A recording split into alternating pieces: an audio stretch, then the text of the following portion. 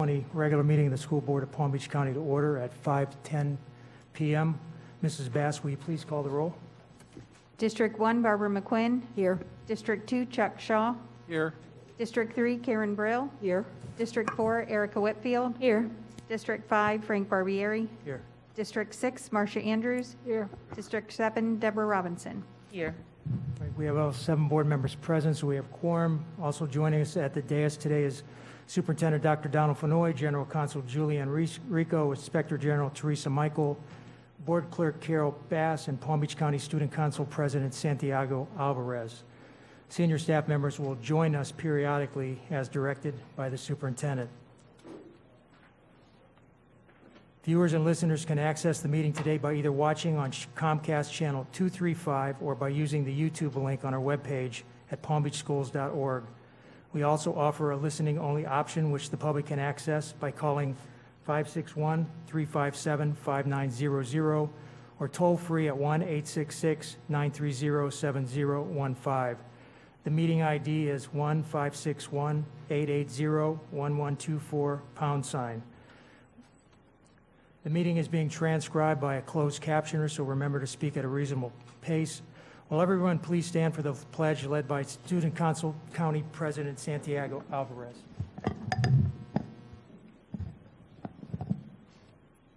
I pledge allegiance to the flag of the United States of America and to the republic for which it stands, one nation, under God, indivisible, with liberty and justice for all.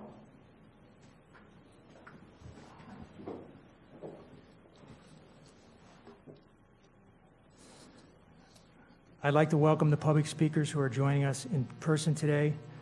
I'm required to read this, so don't take it the wrong way, please. While your attendance here at the board office is appreciated, please be mindful of important safety protocols that the district now has in place to conform with COVID-19 safety guidelines. Please respect this cautionary warning that in the event of interference with the orderly processes of the meeting, failure to follow the safety protocols and procedures, or otherwise disruptive conduct, this conduct will result in removal of the person from the meeting. Please abide by these protocols so Palm Beach County School Police officers do not have to take action. Board members, we have no minutes to approve. We have 2 items that have been added for good cause. BRD 1, General Counsel's Annual Evaluation. Good cause exists to add this item as this is the final board meeting for Julianne Rico as our General Counsel. And item P2, Personnel Addendum. Good cause exists to add this item to allow for employees to begin in their new positions as soon as possible. Mr. Superintendent, do you have any items to withdraw? Mr. Chairman, I have nothing to withdraw at this time. Any items pulled from consent agenda? Mrs. Bass, any board members want to pull anything at this point? You'll have another opportunity. Okay. We need a motion to approve the agenda. Motion by Mrs. Andrews, seconded by Ms. Brill. Any discussion? All in favor? Opposed? Motion carries 7-0. Board members, do you have any disclosures or abstentions? Seeing none, Mr. Superintendent, comments, board comments, and superintendent comments. Yes, sir. Well, good evening, everybody. Today's a great day. I saw kids in classes this morning, and it was amazing to see just how thankful our children were to be with their teachers in their classrooms and to see. And it was very, very wonderful to see how our teachers have adapted to teach kids both in the classroom as well as online. So I'm thankful to all those schools that I got a chance to visit today and the classrooms that I got to see. But for the board and for everyone else, last week our board, I heard you loud and clear. You know, one of the things as I've taught people to lead across this country is you have to remember as a leader, you should be in a perpetual state of improvement, or what I call a continuous quality improvement cycle. So using your board comments from last week, I understand and realize that increased communication has to move forward as we now transition from all of this development for the last 6 months into actually implementing our plans. So I will be sharing today district reopening resources and school support, including a review of common, frequently asked questions at the request of our board chairman. These resources are in addition to numerous bulletins and principal town halls shared during the summer months. I recognize there's always room for improvement, but I have always and always will be committed to working that problem. So some of our resources. Once the Florida Department of Education approved the August 2020 plan, Let me back up. Once the school board approved the plan, and then ultimately the Florida Department of Education approved that plan in 2020, we began to operationalize the reopening plan. It was an all hands-on-deck approach and creation of our opening resources. So here you'll see 3 of those resources that I will speak to. Our websites, our innovative learning plan that was ultimately approved, and then lastly, our COVID-19 guiding document.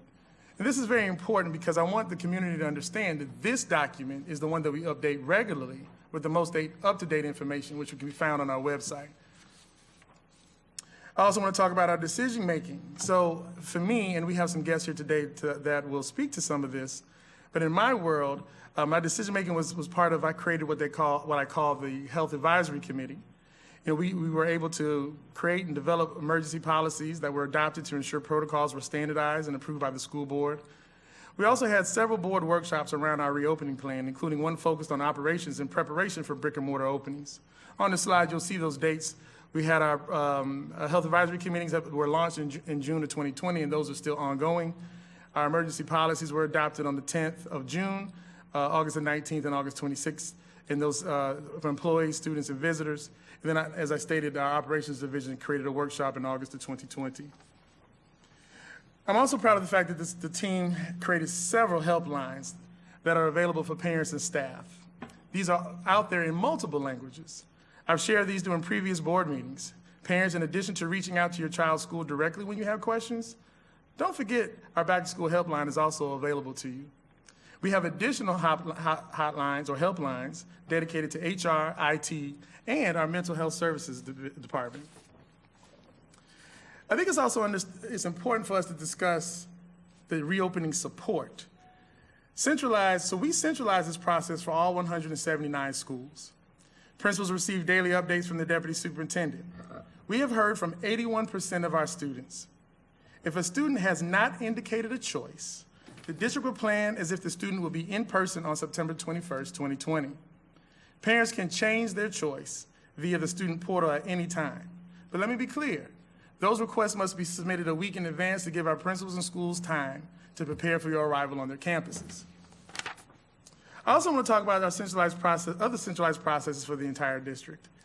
As of September the 15th of 2020, over 2,300 applications has been received, with close to 2,000 reviewed by district staff. And the Human Resources team has developed a dashboard, which is indicated here, which was shared with principals and regional offices this past weekend. So one of the things I want to speak to on this particular slide is the processes that we've been discussing over the last few weeks and the implications of those. So we currently have 1,448 teachers eligible for distance teaching under the school board policy that is currently being developed. We have heard the board consistently say that schedule changes to students should be kept at a minimum to avoid disrupting their learning. While I don't currently have a breakdown of the approvals by level, let's assume that a third of the approvals are from elementary, a third of the approvals are from middle school, and a third of those approvals are from high school. A rough estimate of the schedule changes that would occur based on these numbers are as follows. High school would be 24,100 schedule changes. Middle school would be 19,320 schedule changes. And elementary school, 4,830 schedule changes, for a total of 48,250 schedule changes. Keep in mind that this is just the start of the school year. If 2 weeks after the school year starts, only 15% of the remote teachers are called back as students return to school, that will result in another 14,475 schedule changes. While I remember saying to the board, I'd like some time to examine this with the team, I should have been more forceful about the dangers of moving hastily when it comes to complicated policy. I promise you, I promise the board, after speaking to them individually, and I promise this community, I will be more forceful in the future. Another thing I want to talk about are the dashboards. The board members have been asking us to create dashboards. So I want to run through some of those at this time that will be launched, if they haven't already. So we have the Distance Learning 2.0 dashboard, created by the Research and Evaluation Department along with Educational Technology for principal and principal supervisors, which allows them to visualize key metrics and make data-informed decisions. Another dashboard would be our COVID-19 dashboard. Now, this one is in production. We talked about it at our last meeting. I committed to making it happen. I think a board member referenced a dashboard in Hillsborough County. And so our team was ahead of that, and we have developed that.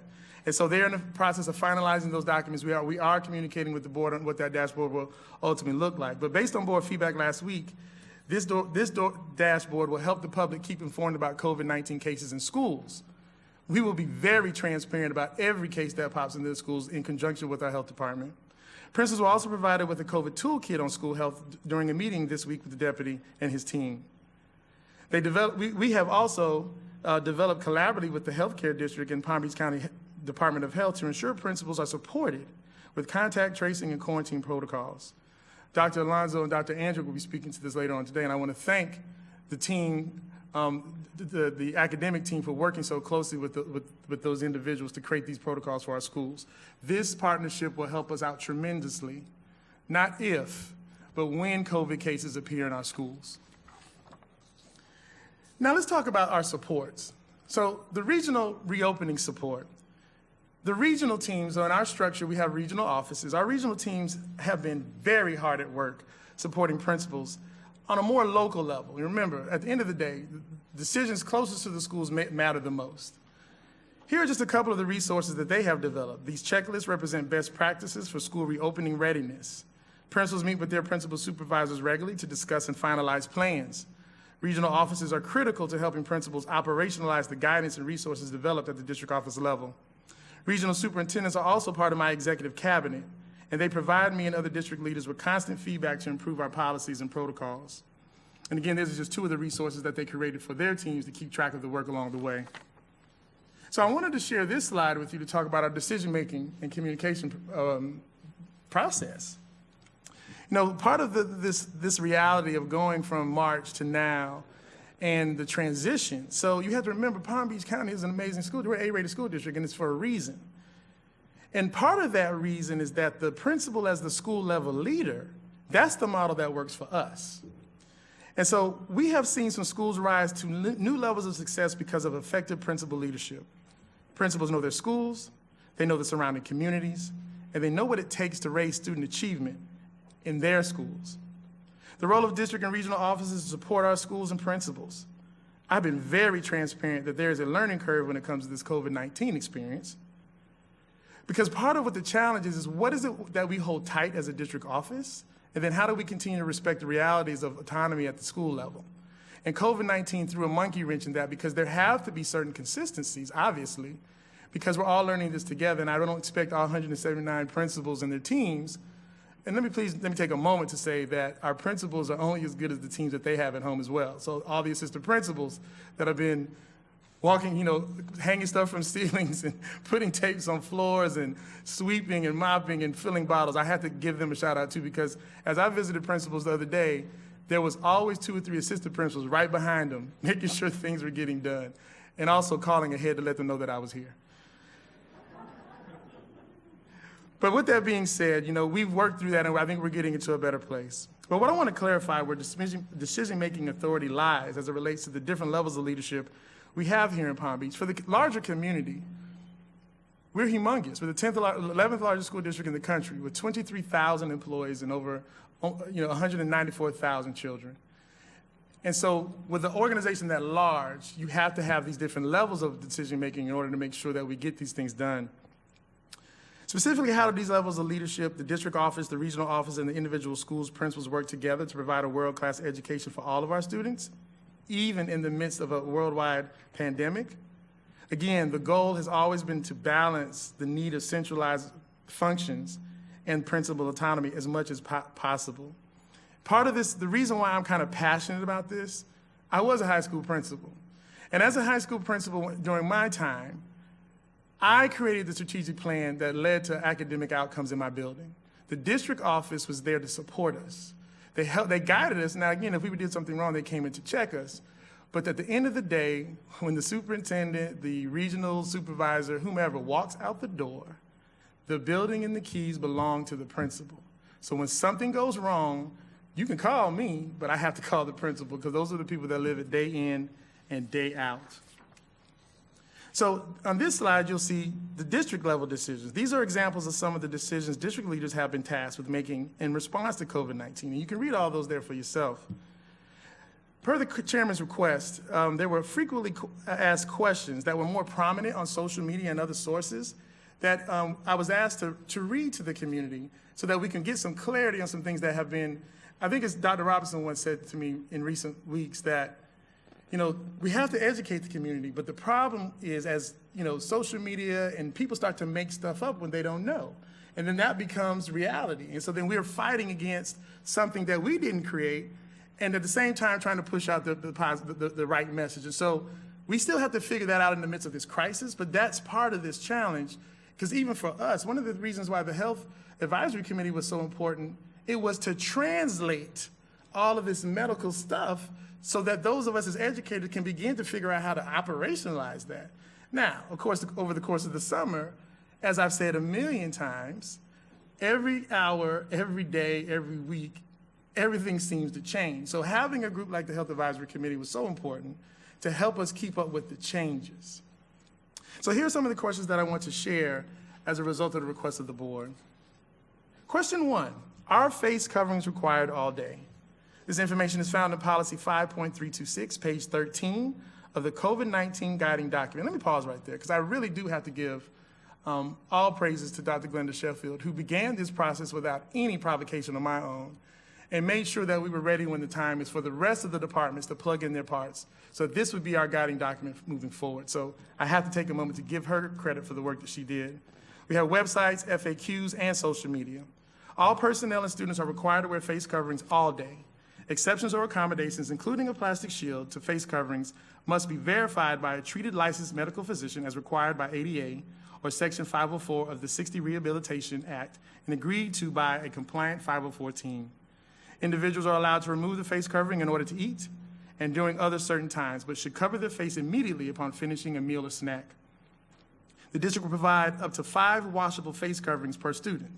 Now, I want to be clear about this. We had a discussion earlier as a team about the costs of COVID. So we bought 5 washable masks for every student in Palm Beach County, in addition to all the other PPE.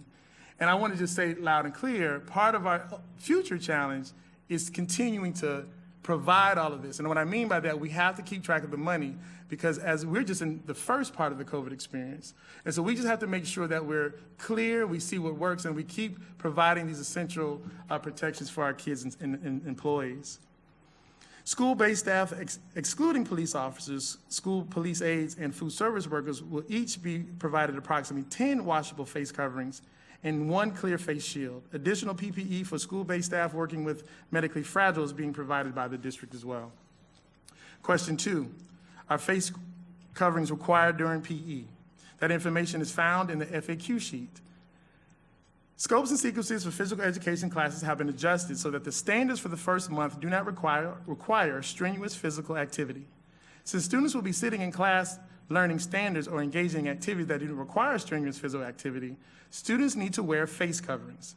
Once students start engaging in physical activity and they can maintain social distancing of at least 6 feet, they may remove the face coverings. It is recommended to the extent possible to engage in physical activities outdoors. Another frequently asked, number 3, the number 3 most frequently asked question is, will students bring district-issued devices to and from school every day? This information is found in our FAQ sheet, also on our social media platforms. Students should bring their district-issued devices and power charger with them to school each day and fully charge their devices every night. I hope my child realizes that as well. To the principal of my son's school, please know that I just told him to charge it every night. Schools may store and charge student devices at school for younger students. I think that's important. So our principals realize for the babies, we may have to own some of that. And so they are working with their families on that. We have provided power strips for charging devices.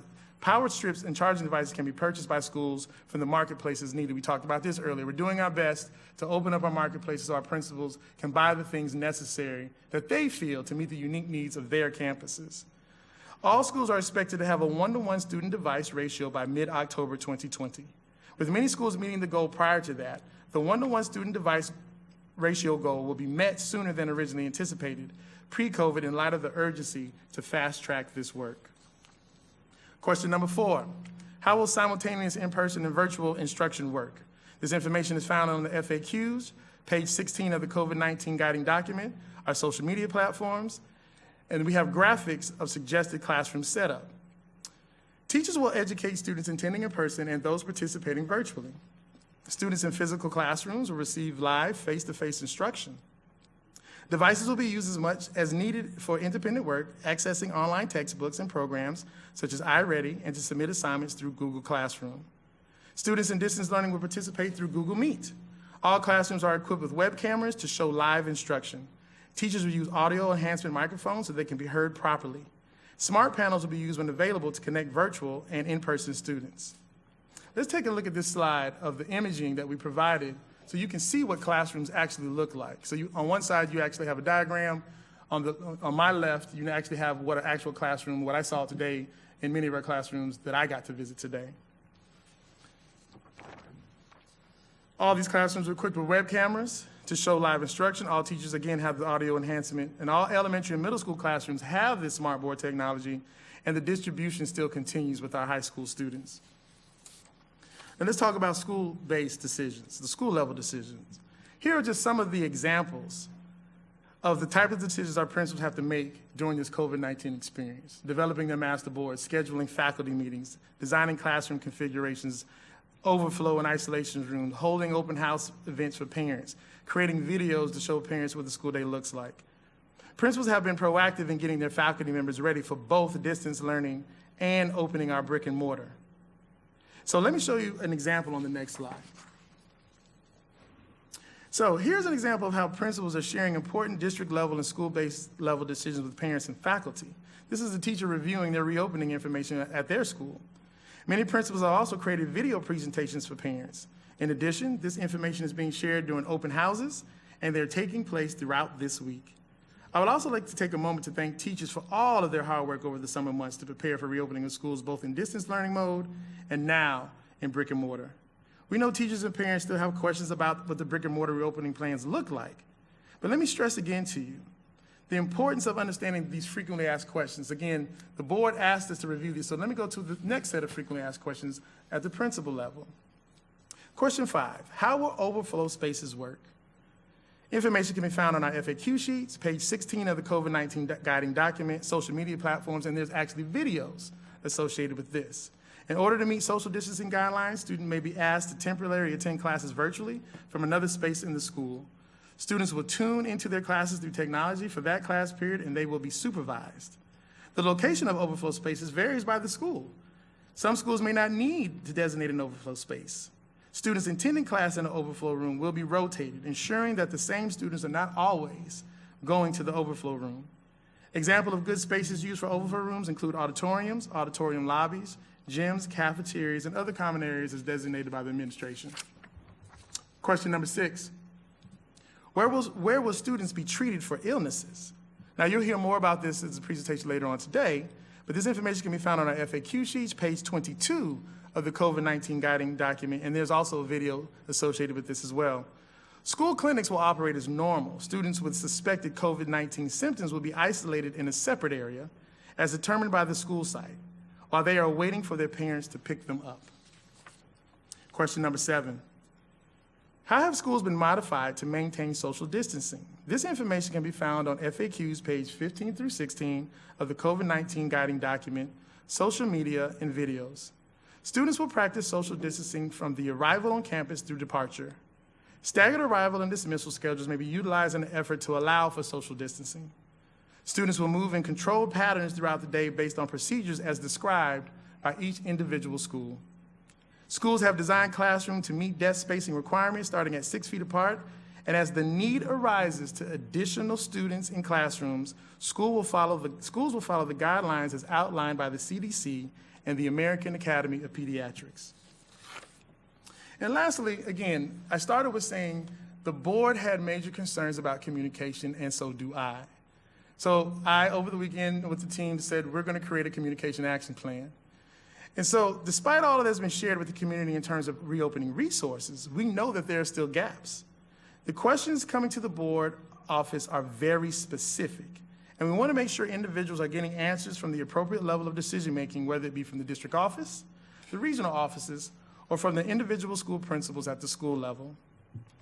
So with that, I want to close out my board comments tonight with an immediate action plan related to communication. This action plan is meant to address gaps related to decision-making and communication, and is offered in response to the board's feedback last week on this very topic. It was part of several one-on-one conversations. The chairman and I had one last week, where we also discussed the possibilities of this action plan.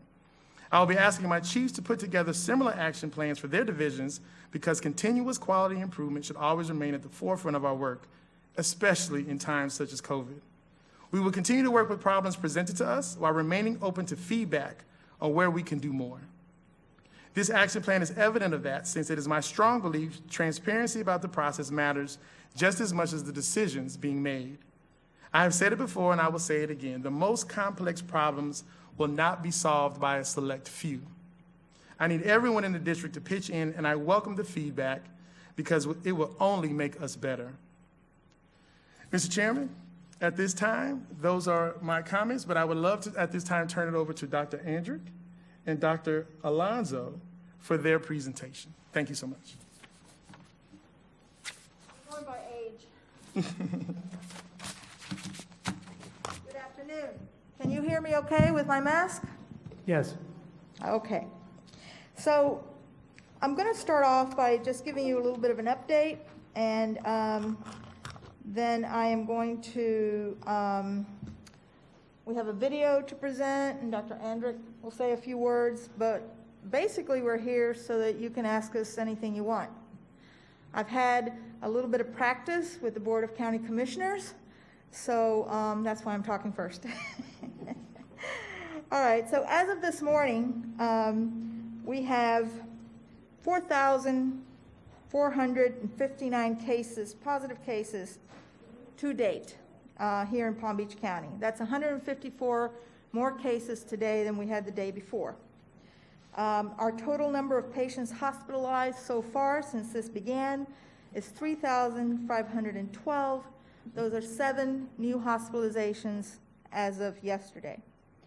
And we have 1,234 deaths, which is 18 new deaths since the last time we had these numbers. Now, specifically in the deaths, it's very important that at least all of you understand, and everybody that's watching this, that the deaths are put not on the day that we get that number, but on the day of the actual death. So when you see the numbers, the little columns changing, is because for at least 2 weeks, those numbers are being added where the person actually died. So if I die today, I go to the medical examiner's office or I go to my doctor and they decide to bury me. It takes a few days for that case to get reported. When that report comes in, the date that that death will be put on for me will be today, not by the time I get buried, okay? So that's been a problem that some people have because they say the state is changing the numbers. No, that is how vital statistics has always worked since the beginning of vital statistics. They get put on the date of death. So that has been confusing for some folks. The other thing that we have that we've been following very closely is our positivity rate. And there are 2 rates, and the reason we use a rate is so that the number of tests do not interfere with the number going up or down. It's a percentage. One rate is the total number of people since this began in March who have been tested positive divided by all the people that have been tested. That bucket is only 2 buckets, positives and negative people, cases. So when you hear case positivity, we're talking about cases, 2 buckets. You're either positive or you're negative. You do not get counted again if you're negative, and you would not be tested positive again if you're positive, right?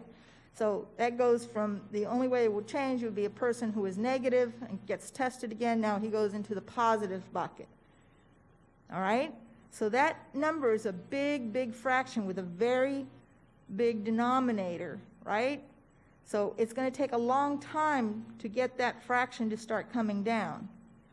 Unlike the daily positivity, or I try to add the word lab, the daily lab positivity number, which is the one that tells you the number of positive lab tests for that day divided by the total number of tests for that day. So there's nothing retroactive there. There's no past history from yesterday or the day before. It's that day. That's the number that I like, that we want to be below 5%, because that tells you the amount of virus that is circulating that day in the community, okay? And the reason we picked 5 was not because Dr. Alonso likes the number 5. It's because it's been determined that that is a number that gives us effective contact tracing. When you're doing contact tracing with numbers that are 5 or 14 days old, you can't trace anything because it's already passed, and you can't prevent anybody from becoming positive. So now our tests are coming in about 2 days. We had a little dump the other day of some tests that were 54 days old. Hopefully they were negative tests, thank God. But that is going to skew some of those numbers, and so those numbers have to now be replaced by these. Our staff has to go through. It's about 200 pages of labs, and they have to go through line by line and pick up the duplicate tests by their names. And we did that. We found several duplicate tests, and so we corrected. So the number of for Palm Beach County, the number of the total people tested, the big fraction, is 12.77%. That number has been coming down steadily from 18, 15, and slowly started coming down. And it's been going down almost every day. A few days it stayed stagnant. The other number, the daily lab positivity, is at 4.04. It has been below 5 for the entire month of August. Okay, that's a very good thing. And at first, everybody was very skeptical that we would ever get below 5 because the state set the goal of 10. That's okay, but we want to be below that. And we knew we could achieve it because when we reopened the first time, we were at 3.9. So we knew that we could continue to go down. The virus will not go away. The virus will not disappear. H1N1 happened, a pandemic that happened in 2009. Guess what's in your vaccine with the flu vaccine this year? We put the vaccines in there because H1N1 circulates around the world every year. That's what viruses do. This is not something new. This is how viruses work.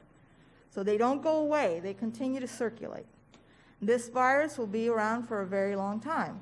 Hopefully, we can get a vaccine that we will be able to decrease the level of the circulating virus, but with both sides being so polarized, I'm afraid that those who are against vaccines are not going to take it, and those that are for vaccines but want FDA approval are not going to take it because it hasn't been tested on people.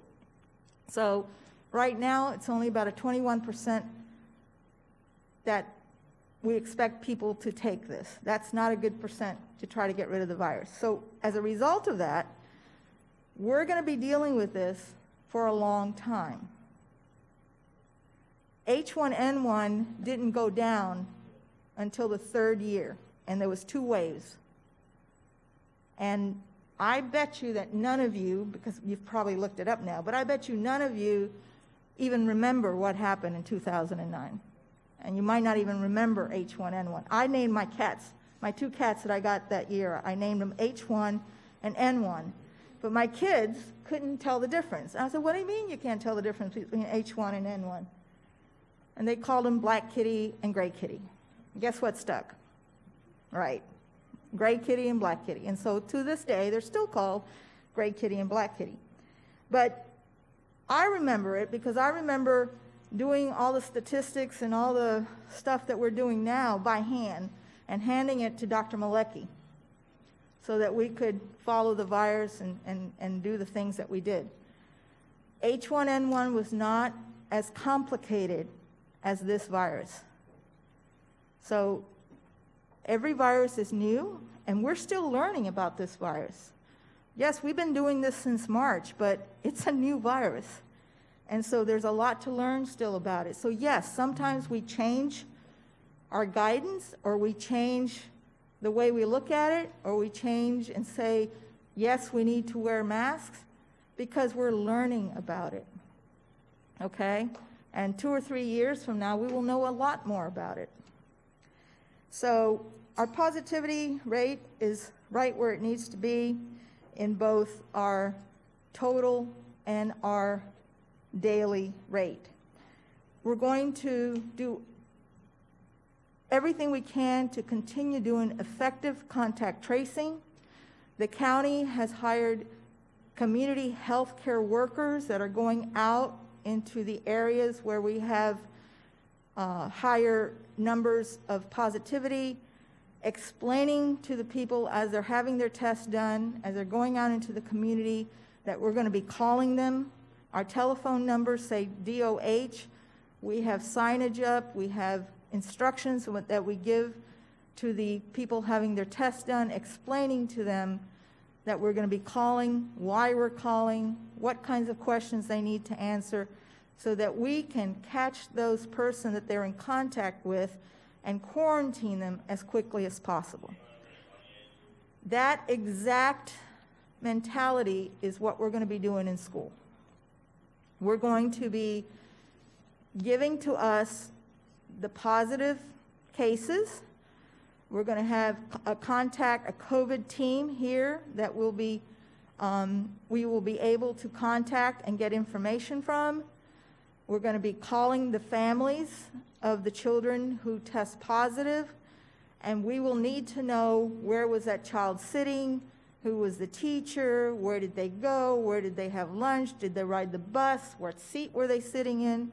So it's critical that those seating charts and those bus charts are accurate and that the kids sit where they need to sit. Why? Because we don't want to put out your entire class. We want to do this surgically and precisely, okay? We're going to ask, was the mask put on? Was the child wearing the mask the entire time? Was the teacher who maybe become positive, was she wearing the mask the entire time? Those questions are critical so that we can minimize the number of people that have to go out into quarantine. Now, ideally, we would be able to have rapid testing, which is now available, in the nurse's hands, so that nurse, when that child comes with the coughing or maybe a fever, we could test that child, call the parent, give permission to test that child, and say he's positive or he's negative. If he's negative, he's still going to have to go home because he still has a fever, but then we're going to have to do, we will instruct the parents and we will instruct the school and do everything that we need to do in terms of the way we do contact tracing. That's not going to be left up to the principal or left up to anybody else. We're not going to be closing down schools. We're not going to be closing down classes. Okay? We're going to try to do it precisely based on the contact that has existed. Now, why is that good? It's good because you're going to be sending a lot of kids home. Okay? Because there's no difference in the symptoms during flu season, especially that we're going into.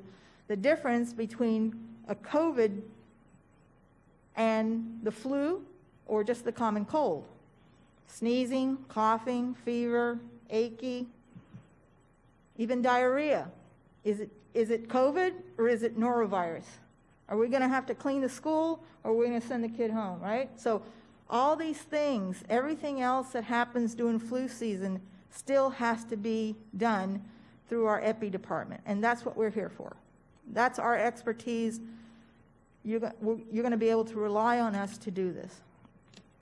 The healthcare district has the responsibility of, they hire these nurses that are at your school. We were the first county in Florida to have a nurse in every school, and we were very proud of that. That happened in 1997 when we made that arrangement between the health department that's responsible for the health actions that occur in any school, the healthcare district that hired these nurses and put all these nurses in place, and the school board that supports this and helps us. We had something unique. Other counties have tried to copy it. Everybody does it a little bit different. And those that don't have that now are calling me, how did you do that? How did you do that? I said, well, it's not just snap your fingers and do it. It took a lot of work, and we're very proud of what you have here in Palm Beach County. So we should be thankful for that. That's going to be a big help to the school and to the kids in terms of how we proceed. Are things going to change? Of course they are. Have you ever made a plan that you didn't have to change it 10 or 20 times? Any of you? Even in your home, right? Even when you go shopping. I go shopping for milk, I come home with $50 worth of groceries. Don't take me to Home Depot, because then I really have to spend a lot of money. So this is the process that we're going to go. It's messy because it's real, because it's science, because, we're not doing anything to get rid of the virus. What we're doing is mitigating the probability of you catching the virus. That's why the masks, the distancing, washing your hands, not touching your face, the 3 C's, stay away from crowded spaces, large crowds, all those things that we have been saying is to mitigate, to reduce the probability of getting the virus. You can't stop it completely. But we can, obviously, through our numbers, you see that Palm Beach County has brought this virus down to a level which we can now be confident that we can send our kids to school, be confident that we can teach and provide these services that we're providing, and the choice for the parents who can afford to keep their kids home, and they can do that. That's great. I think that the kids going to school, I know Dr. Andrick, you're going to make your statement. Her daughter's definitely going to school. I don't know what she's been doing at home. She wants to get rid of her so bad, but she is going to school.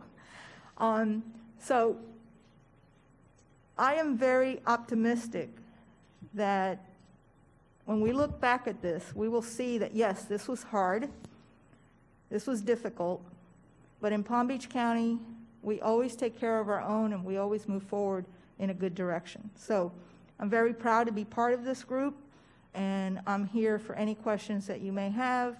I will let Dr. Andrick follow me.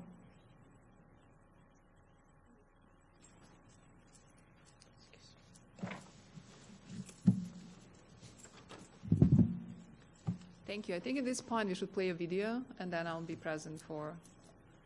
I think at this point we should play a video. They told me that I can say that we're going to play a video.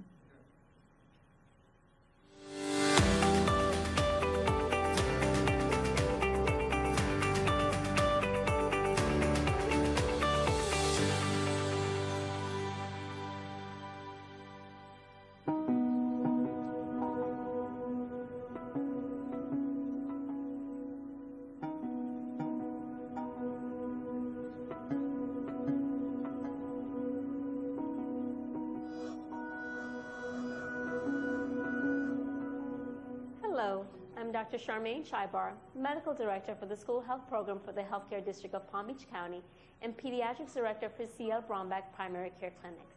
Our school nurses staff more than 200 registered nurses in nearly 170 public schools and serve more than 180,000 students from pre-kindergarten to 12th grade.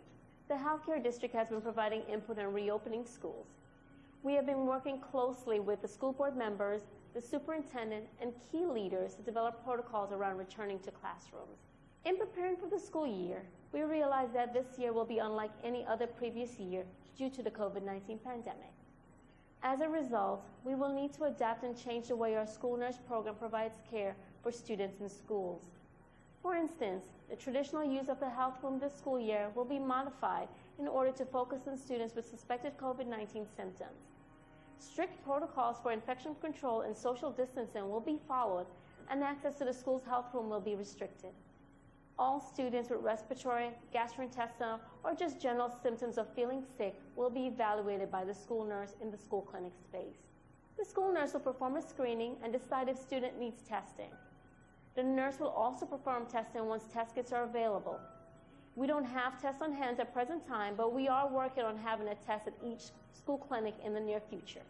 Sometimes this assessment is not easy, so the nurse will be able to consult the healthcare district's incident command team in real time, where physicians like myself will be available for guidance, much like telemedicine service.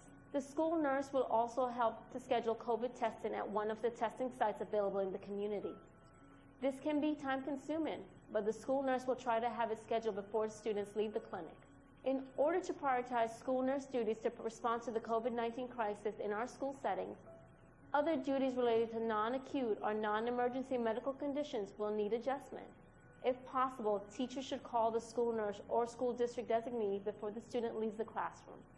Our goal is to decrease the movement of students throughout the school as much as possible when a health concern can be managed in the classroom. Depending on the type of symptoms and severity, a student may be referred to different locations to address his or her particular health concern. For example, those students who have other medical needs such as acute injuries, mild illnesses, medication administration management, or other procedures will be evaluated in the satellite area. This area might be just a hallway or office outside the health room and equipped with a cot and privacy screen for confidentiality. This area will be staffed by a school district designee if possible and will be in close proximity to the health room. It is anticipated that a school nurse will be occupied with COVID-19 assessments in the health room for the majority of his or her time. The school nurse will not be able to monitor and care for students in both locations, but will be available for consultation with school district designee when possible. Since medications will continue to be stored in the health room, it will require the coordination between the school nurse, the school district designee for continuity of care for the students. Strong teamwork and communication are necessary for successful outcomes. Students with suspected COVID-19 symptoms will wait in the isolation room until parent pickup after they have been screened and assessed in the health room or satellite area. The isolation area will be monitored by school district designees in separate location from the health room. If the school clinic is large enough and if it is not occupied by students waiting for COVID screening, students can wait there for parent pickup. It is very hard to anticipate the volume of COVID screens that nurse will have to do on a daily basis, and if 6 feet cannot be secured in that area, then an overflow isolation room will have to be used. It is also recommended that all staff monitoring the isolation room should wear personal protective equipment or PPE. Students who are not already wearing a surgical mask will be provided one upon entrance to the room. The parent or guardian of the ill student will notify the school upon arrival and remain in their vehicle. A school district staff member will escort a student to the vehicle. As you can see, this year will require very close coordination and communication between school staff and our school nurses. These protocols have been designed to mitigate the risk of COVID-19 in the school health setting, protecting students, teachers, school staff, and nurses. Throughout the school year, we will continue with close collaboration among the healthcare district, the Florida Department of Health, and the school district of Palm Beach County. Hello, my name is Dr. Alina Alonso. I'm the director of the Department of Health in Palm Beach County.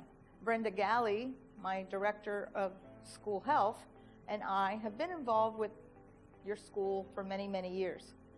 It is our duty now to become very involved in the stopping the spread of COVID in the schools. In order to do that, we will be working closely with the school nurse who will be giving us information for any case or any child that comes to her who may be a suspect of having COVID. The child will be able to go get tested at many of our clinics or through their own private doctor and decide whether they're positive or negative. If they are positive, they then become a person that our epidemiology department will do contact tracing. Now, what does that mean? That means that we will be quickly and very methodically asking questions to determine where the child was, where was he sitting, was he wearing a mask, what classes did he go to, where did he eat at lunch, did he ride a bus? Many questions to determine the extent of the other contacts that he may have come in contact with. So this will not only make sure that we catch all the possible contacts, but it will also help us to eliminate the need for closing down entire classrooms, and certainly we do not want to close entire schools. In addition to clearing a person or one of the students, we will also be able to determine how many days that child has to stay home in quarantine, what other members of the family need to stay in quarantine, and how quickly they can return back to school. This will keep the number of kids out of school to a minimum. So this is a win-win for us in terms of stopping the spread, and a win-win for the school district to be able to keep your business running and people feeling safe and confident that we're doing things precisely and with the science and help that they need to get it done. Thank you very much, and we'll be seeing each other soon. Hi, I'm Belma Andrick. I'm Chief Medical Officer of Healthcare District, Palm Beach County. As you could already hear from Dr. Chaibar and Dr. Alonso, our agencies came together and worked with the school district leadership in order to help you better prepare for this very unusual school year. We tried to define a little bit better what the school nurse role with the COVID is. You could also hear from Dr. Chaibar that those school nurses' primary job this school year will be to identify who are the children with suspect COVID cases. Nurse will coordinate care of those children in the sense that she will perform screening, determine if that needs to be tested, and then coordinate testing. Nurse will also follow up on the results of this testing.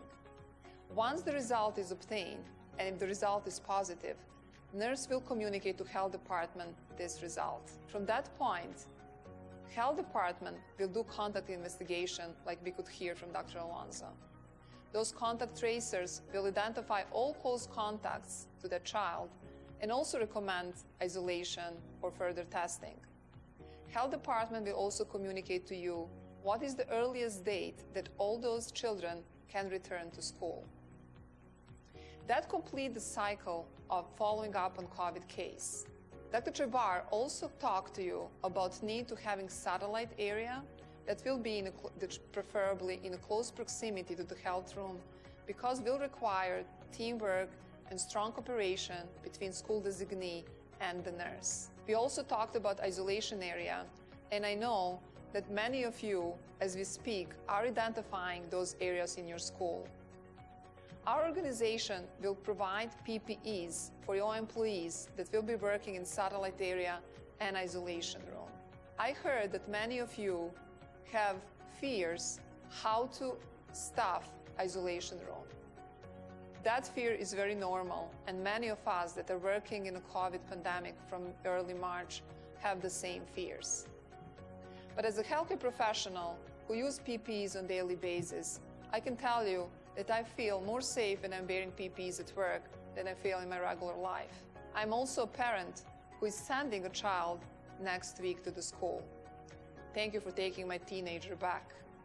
But I wouldn't send her if I don't feel that she's gonna be safe, as long as she wears face masks, maintains social distance, do the good hand hygiene, and listens all instructions that you provide her. For that reason, I feel that whoever works in isolation room, as long as they wear personal protective equipment, they will be fine. So thank you. I hope that working together, we will do the best that we can under those circumstances. And I hope that our chain of communication will stay strong, and we will deal with situation as soon as we encounter them. We are here to support you, and we are here to work as one team.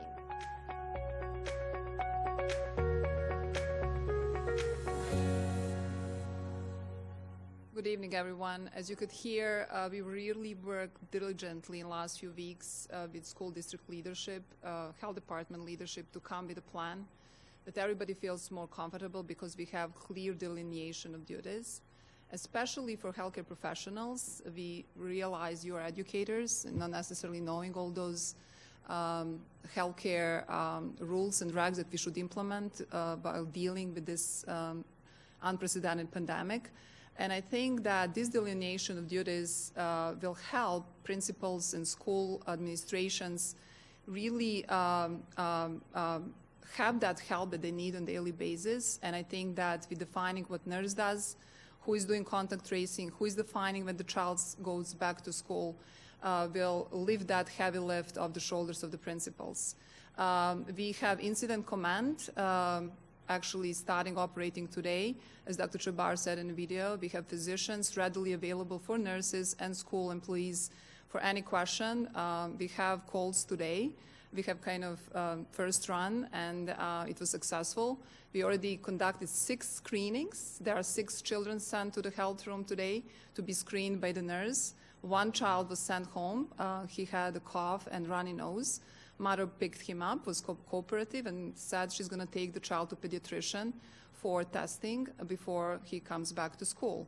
So it works in that sense. We hope that as time progresses, that incident command provide good guidelines for everybody.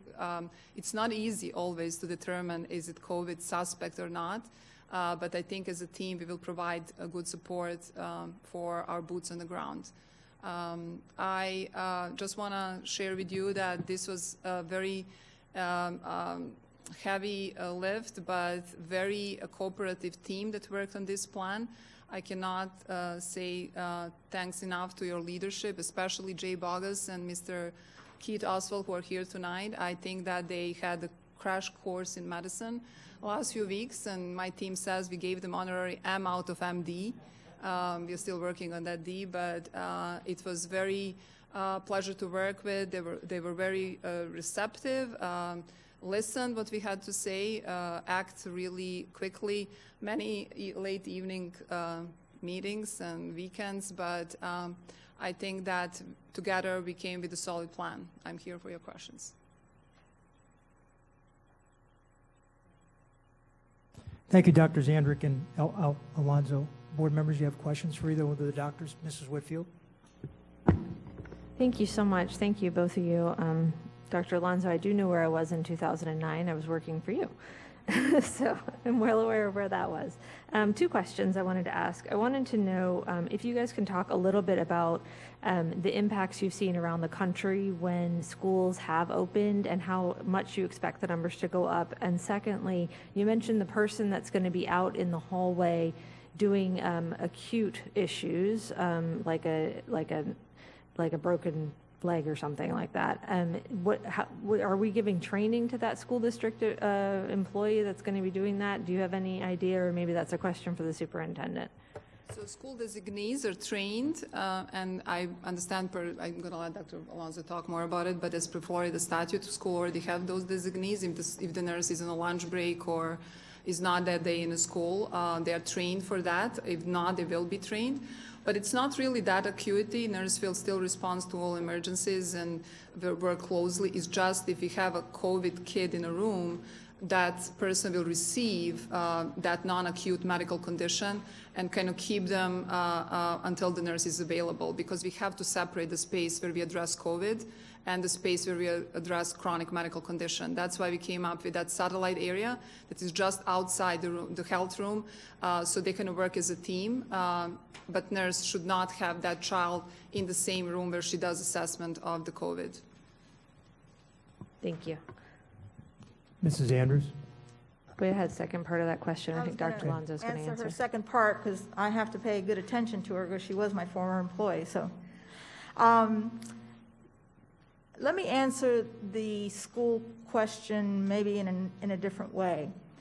What we have seen here, first locally, from the private schools that opened earlier and the universities that have opened, is that there are few cases in elementary, daycare, middle school. It's high school. It's that, you remember that age? Do any of you have the kids at that age now? When they start going out and they get fake IDs and they go to places that they're not supposed to go to. So it's that crowd that is becoming positive. Unfortunately, maybe they don't have so many symptoms, but they spread that in the home and to the other relatives. It coincides exactly with the age distribution that we have for COVID, and you can see that report in the floridahealth.gov under the county report. If you go to Palm Beach County on page 101 and 102, that report shows you that 55% of the new cases of COVID are in that age group between 15 and 44.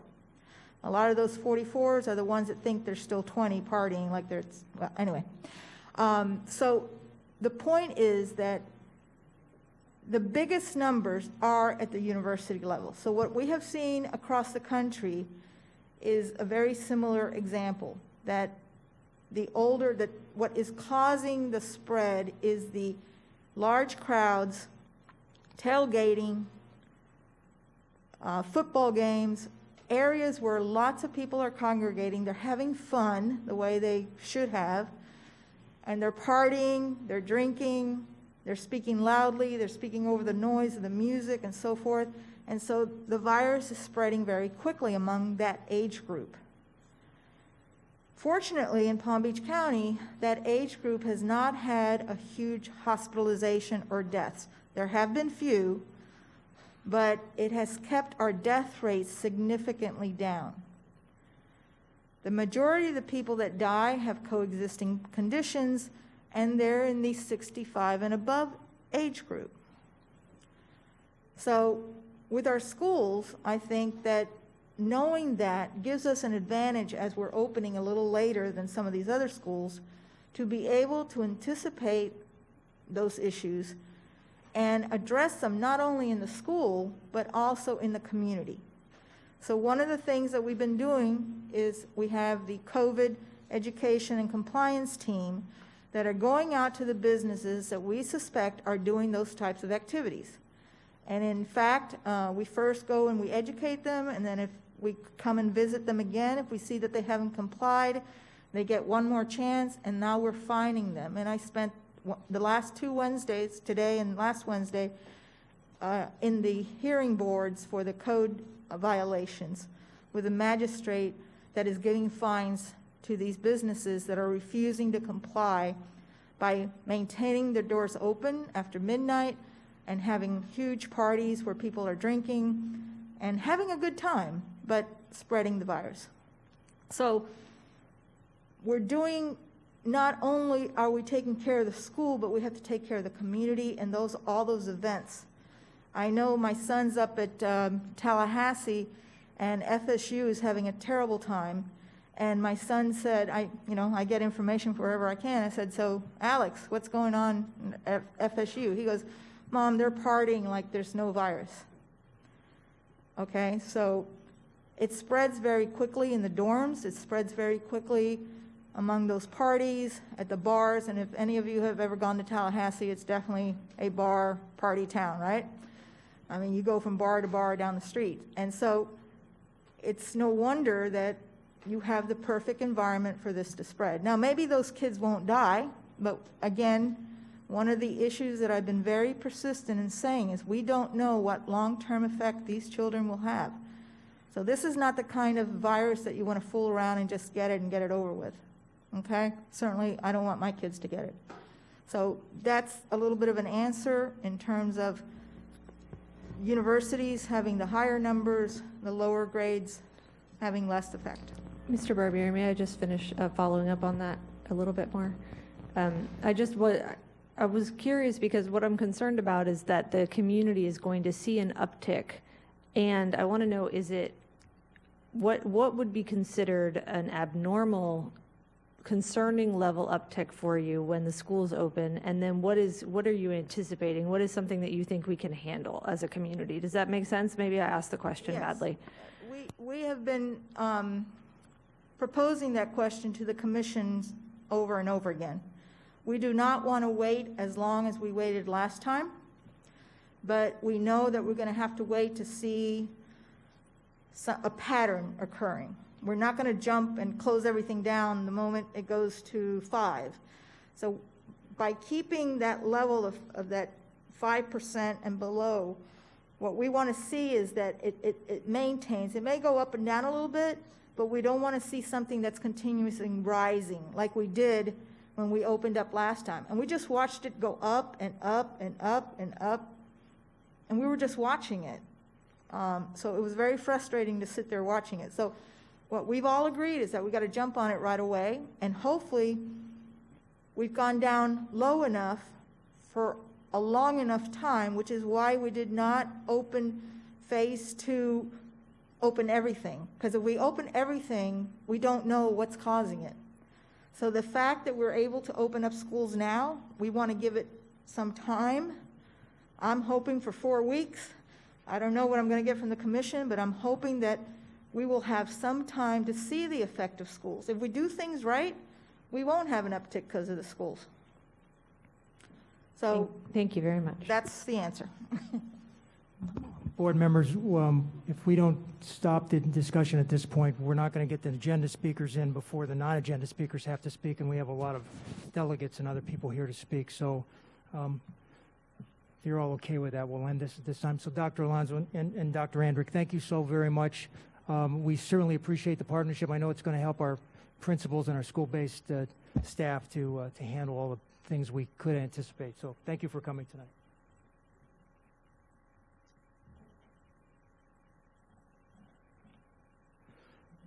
Dr. Fennoy, I first want to thank you for taking the time tonight to answer those questions. As you know, this board office is getting thousands and thousands of emails, and a lot of those questions, I'm not sure how people aren't getting those answers, because I know our communications department, especially Claudia Shea, has done a superb job of getting the information out there. But I was hoping that the people that are watching tonight will see that, and I'm glad you were able to show them where it's at so that they can go and find that stuff on the website. So thank you for taking the time to do that. The school district of Palm Beach County finds itself in a challenging position as we sit here in our meeting tonight. Our obligation and responsibility has been and always will be to educate the almost 200,000 students that attend our public schools. I emphasize with the teachers, principals, parents, and other staff who are trying to find certainty in both their professional and personal lives. My colleagues and I on this board want that certainty just as much and are working hard to provide it. And I know from my private meeting with the superintendent and his staff members today, excuse me, that they understand that we must bring this uncertainty to that end. I visited 17 of the 21 schools in my district since Friday. I saw principals and their school-based administrative staff had done an exemplary job of preparing the campuses for the students' arrival on Monday. I saw every classroom that I visited had desks spread 6 feet apart. I saw an isolation room in every school. I saw many of our dedicated teachers using the equipment in their rooms to teach children at home or otherwise preparing their rooms for the children arriving next week. I saw custodial staff were hard at work, the floors were shining, and the rooms safely cleaned. I saw our police officers ready to keep our children and staff safe, and our food service staff still outside in the heat, handing out food to our families in need. I'm sure my colleagues saw the same situation in the schools in their districts. It has not been easy. Everyone involved in educating our students has been tested in ways we could not have anticipated. We strive for excellence in providing the best education for our students. We're not where we want to be at this moment, but now is the time we must all come together and work collaboratively and find the solutions needed. As C.S. Lewis once said, you can't go back and change the beginning, but you can start where you are and change the ending. Let's not let our students, our customers, suffer because our process hasn't been perfect. Let's work together to chart the course forward. The future of our students is dependent on us getting this right. I'll now yield the floor to my colleagues. Mrs. McQuinn, if you'd like to go first. Yes, Mr. Barbieri, thank you. It's been a good day so far, productive. You know that I typically hesitate to call out for praise or thanks to any particular employee group or a school. However, I had such a good morning this morning. It would explain, though, why I appear to be under the weather right now. It's nothing more than being out in the morning humidity waiting for a school bus. I wanted to ride a school bus today. I live in Tequesta, so I took the bus with one of the stop was actually at an individual student's home, and it was warm and it was humid, but I have to tell you, the bus driver was so wonderful, and then the bus aide buckling the kids in their car seats, no, excuse me, school bus seats. I think that they chose a bus they knew I would get on because it did have the air conditioning and the Wi-Fi and the lovely little places for the wheelchairs. But it was such a great experience to be on the bus. And my only regret, if the bus aide is looking, is I did take a little gift to the bus driver, not thinking that there would be a bus aide. But it was great. And then I took the bus to Watson B. Duncan Middle School. They serve many of our North County exceptional students. And the kids were excited. The school didn't know I was coming, which I wouldn't typically do, but we didn't know until yesterday. So anyway, I did also get to walk around with Mr. D'Amico, called by everyone Mr. D, and the classes were amazing. The markings on the walkways and really the cafeteria. I did not know that Mr. D'Amico had been a former stager at Disney for like all the events, so he kind of knew how to move stuff around. Anyway, I just wanted to tell you how excited everybody at the school was, and I know how very much work it has been on the part of everyone. And in spite of all of the drama that is external to students, our schools are getting the job done, and I very much appreciate that. Thank you. Mrs. Whitfield? Thank you so much. I wanted to, first of all, start my comments just by saying it's so nice to see everybody. I know it's been a really long time, and I've just been really excited to come back to the building, and it's such a pleasure to get a chance to see everybody face to face, even if we're covering half our faces. So I wanted to mention a couple of things really quickly. Like you, Mr. Barbie, I actually got to go to a school today, a little harder with an infant, but I managed to make it to one today, so very happy about that. And it was such a pleasure to see how much they've prepared for school starting. I really do want to say thank you to the principal who hosted me today, because there's nothing like seeing it with your own eyes. And I fully expect that our families are going to be pleasantly surprised when they see next week how things are going to look. I have to say a huge thank you to all of the staff that have been working so hard. I know that this is a disheartening time. It's a really tough time to work for this school district because we are so unsure about how the future is going to look. But I want to let you all know that I remain hopeful. I remain hopeful during all this, and I am really holding on to that now, because I feel that there are too many good people here, and they are working too hard for this not to work. So I believe that we are going to do a really good job coming up here next week. And like Dr. Andrick mentioned, I am sending my daughter. She's actually going to ride the bus, so I'm fully going all in. And I'm hopeful that it's going to be great. And I do believe in our staff, and I think that they're going to do a great job. I want to ask the community to please let us know, and the community includes our teachers and our staff, our administrators.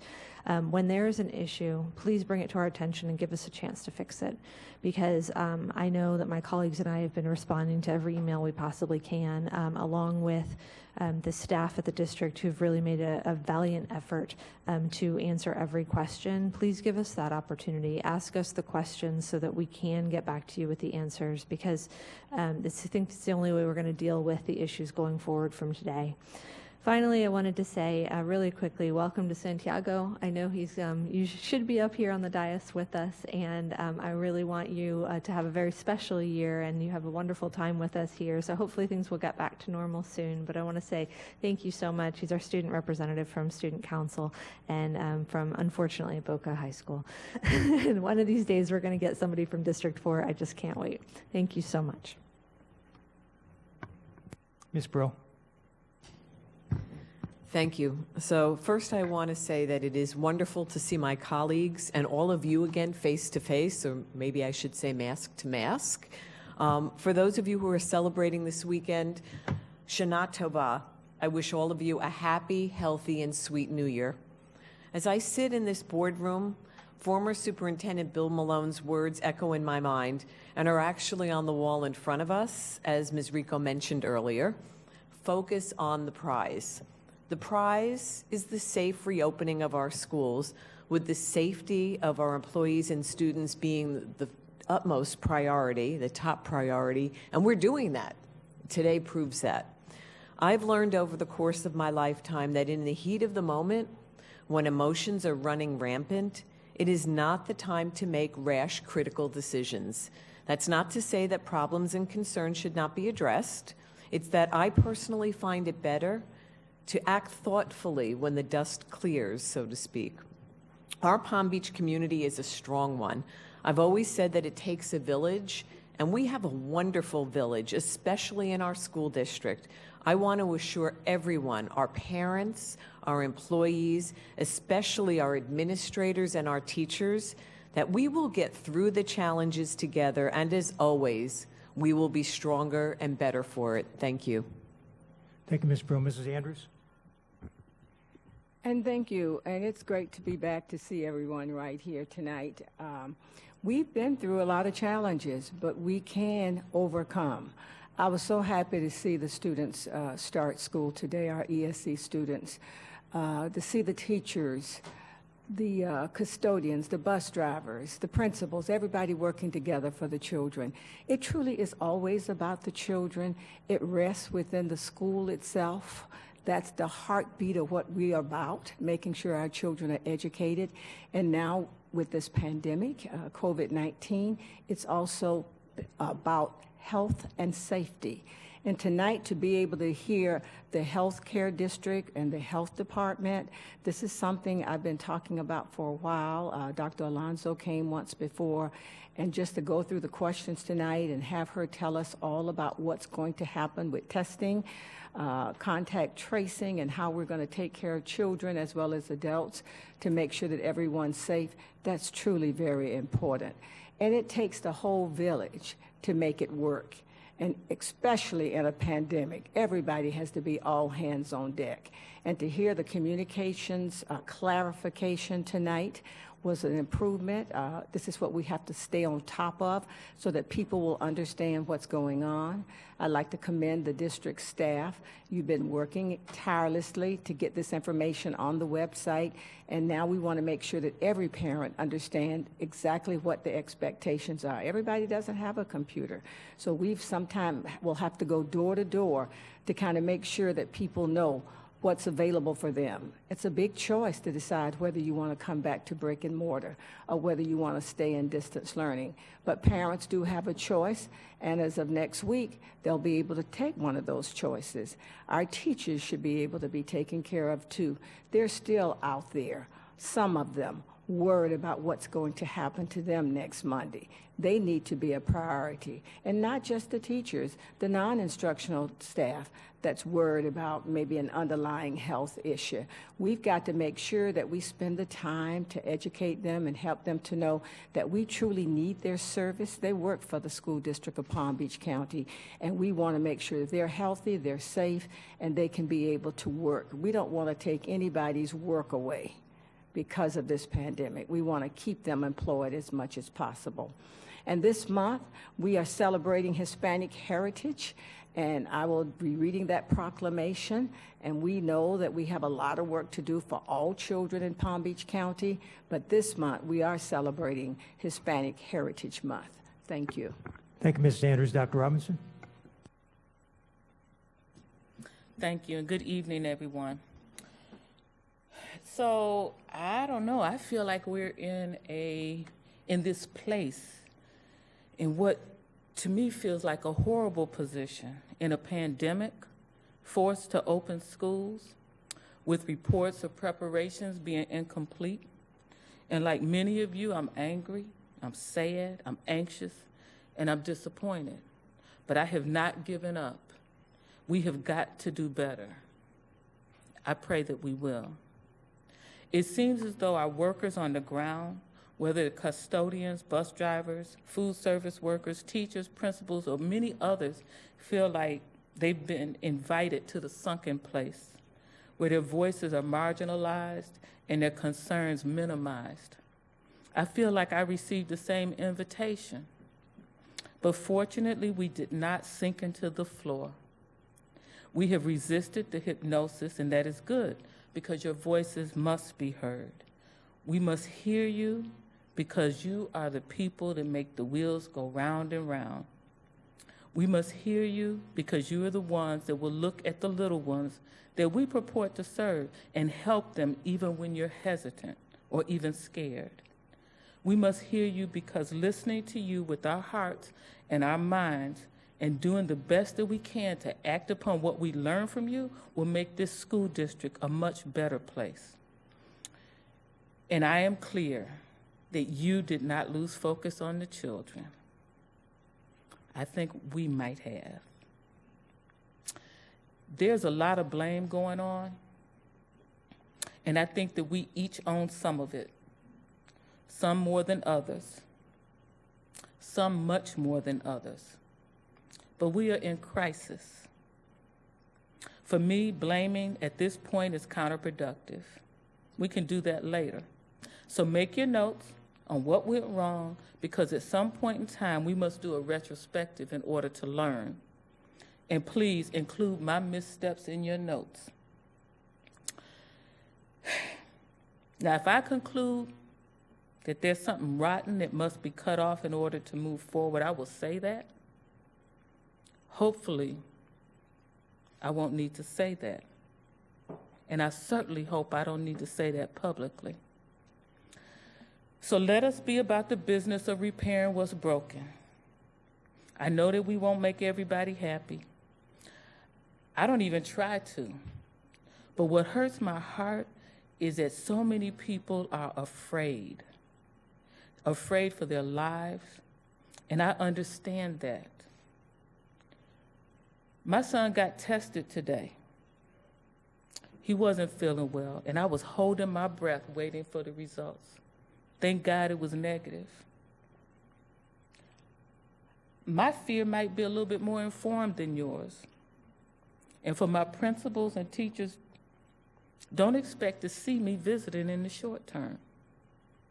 I'm here to tell you, I am concerned, but I'm not as concerned as I was a few weeks ago.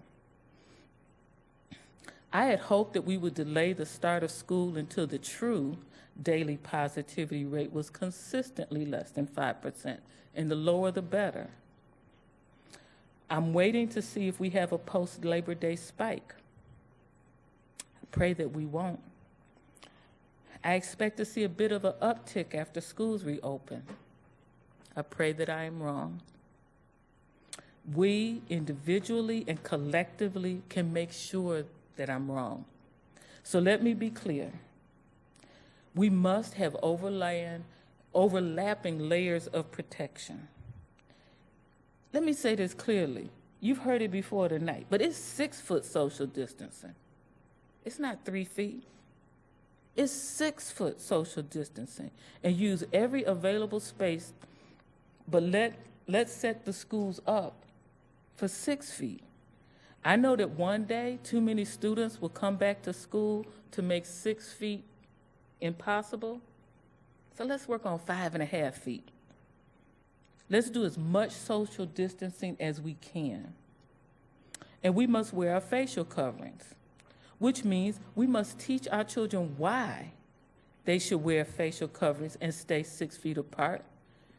Because many of them are like I was, where "'cause I said so" doesn't work. We must teach our young people why we are asking them to go to these unusual lengths to stay safe. We must wash our hands every 1 to 2 hours. We must wipe down those high-touch surfaces. And I hope you can operate your schools in the cohort pods. That's been proven. In addition, as one of my colleagues said, please tell us where we're falling short. I know of a few of the things that trouble me that I've been hearing recently. Some schools have not received their plexiglass barriers for teachers' desks. Got mine. I'm not clear what safety measures we will be taking on buses. That's important. I think that it is really unfair to ask principals to have to choose which teachers work remotely. I believe that's a central HR function. I believe there's room for us to create a central office, organized remote teaching pool. And yeah, I expect us, Palm Beach County School District, to make a way out of no way, to match the children that want to learn remotely to the teachers who want to teach remotely. And if we can't do it, I need somebody to prove it to me. Prove it to me. And I understand that we still have children without devices. So, Mr. Superintendent, I ask that you create a hotline of sorts, another one, so that employees can call and report where they don't have the things that they need from us. We cannot control everything, but we must control the things that we can. And we must do it in a way that respects the people, including those that are not called first responders, but should be respected as such, because they turn on the lights, they put the key in the ignition on the bus, they unlock the office, and they teach the children. They run this place. We are their support. We don't run this joint. And we must support them. And so for everybody who's upset about what's going on, let me ask you a root cause question. Do you have a voting plan? Thank you. Mr. Shaw. Thank you very much. I know that several members have talked about some of the schools that they visited, and I want to do a shout out to one of the schools that I visited that I think really represents the hard work that's being done by our principals and the teachers and the employees at the school. Everglades Elementary I went to, I believe it was on Monday, and must be somebody here from Everglades Elementary. But I went to that school, and we walked through the building. We looked at all of the provisions that had been put in place that the staff worked on during the summer. When I got there, there was a significant meeting going on with the staff, with some of the staff, talking about all the things that they have done. They showed me all their little blue lines. I was impressed with the custodians being able to make that straight a blue line down a hallway of 150 feet. And also went in classrooms to see what the teachers had done with setting up their classrooms for the arrival of students next week. But one of the most important things I saw was a commitment from a group of people who had worked together to make a successful opening for their school. And my guess is that if we went to all 187, whatever our total number of schools are in this district, we have people out there that have committed everything they have for the last several months to do the very best for the students that will be coming to us next week. And at Everglades, they also had a packet that was going to be given to every teacher that answered every conceivable situation that they could think of during the course of the day, from somebody falling and getting a scraped leg and how do you handle that in the clinic. Every contingency that they thought they needed, they had addressed. And it made me think, in all the years that I've been around, the really test for everybody who's in a leadership position in this district is leadership is making decisions, being consistent, and don't let the distractions be the thing that drives you. And I've seen staff at the district office and staff at the schools that have showed that kind of leadership. And I hope that when we move forward in situations that we just never expected. I mentioned to Dr. Robinson earlier, I said, this seems surreal to be here tonight and going through this. But our test is whether or not we have the leadership as a board and a system to get through this without being held hostage to the distractions that are coming from outside sources. So I congratulate and wish the very best to every single person who will be serving our children next week. Thank you. So the two of you weren't very fair, because I got 17 schools that I visited, and I can't remember all the names, but I saw one of my principals here is Mr. Capitano from a great school in West Boca Raton High School. Is Olympic Heights here too? So with that said, so I'm glad you recognized, Mrs. Whitfield, that our student council state representative tonight is from another one of my schools, Boca Raton High School. Santiago, would you like to give your report, please? Thank you, Mr. Barbieri. As the school district moves into Phase 2 and allows for students to return to brick and mortar, the County Council is excited to help our schools welcome back students and help make the transition from virtual to on-campus learning as comfortable and easy as possible. Throughout these last few weeks, student governments across the county have been working on projects and ideas to assist our school in the return of students virtually and to brick and mortar. For freshmen and new students, many student councils have hosted virtual orientations in which students were given the most important and necessary information for their first year of high school and had a Q&A with members of the school's SGA. Additionally, student leaders published tutorial videos which assisted students in navigating websites frequently used, such as Google Classroom and SIS District Portal. In order to strengthen the virtual bond between students and teachers, we help teachers and staff create videos to introduce themselves to the school community. Some schools have created or are in the process of creating a virtual club rush in which students can get a glimpse of what each club is about.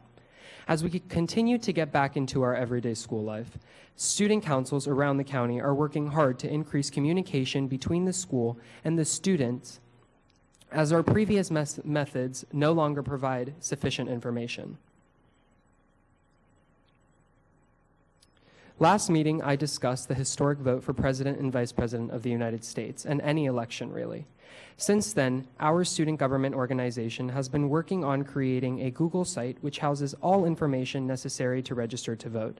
The site will give voting locations, voter registration information, and information on local, regional, and national elections, and will give everyone from our students to our elderly the most up-to-date information on voting. One of the main initiatives this year for our county council is to reach out and work together with all Palm Beach County student councils. In a time like this, it is important to come together and share our best practices so that every single school can succeed. Our County Council Executive Board met to discuss the most pressing issues our schools and council feel we need to work on, and those are school spirit, mental and physical health, fundraising, communication, and we will also be sharing ideas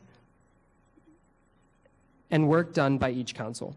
The first county council meeting will be held in early October, in which we will host virtual breakout sessions so schools can brainstorm, work together, and gather ideas to bring back to each one of their schools. All students and teachers have seen the difficulties that come with online learning, and we will soon be exposed to new regulations as we continue on with a combination of brick and mortar and virtual learning. While these situations can cause stress throughout the county, the most important thing to remember is that this only works if we all keep our heads up, try our best, and make the most of what we have. Student councils have done their best to set this precedent by being active on school-wide social media accounts, posting mental health tips, daily announcements, and motivational quotes. We are looking forward to returning to school, and as always, we thank you for your time and energy that this board puts into all of our students' education. Thank you. Thank you, President Alvarez. Board members and Mr. Superintendent, Mr. Alvarez has asked whether it would be possible for their upcoming state board, is it a state board meeting that you're going to be having? It's the county council meeting, so it would only be the executive board members. How many of you are there? There's 5. So, board members, Mr. Superintendent, he's requested whether or not he could use our board chambers to have that meeting here. So I will speak with, unless any of you have an objection, I will speak with the superintendent, see if that can be worked out for him to have his meeting here in the boardroom. Correction, 6, sorry. All right. Yeah, we can handle 6. Actually, we can handle 8. Perfect. Okay. All right, the next item on the agenda, thank you very much for your report. Thank you. The next item on the agenda is the Academic Advisory Committee, and I understand it's taped. Kavon, can you play that for us, please?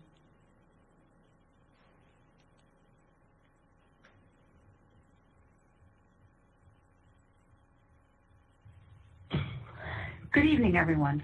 My name is Laura Feldman. I'm honored to speak with you tonight as the chair of the Academic Advisory Committee.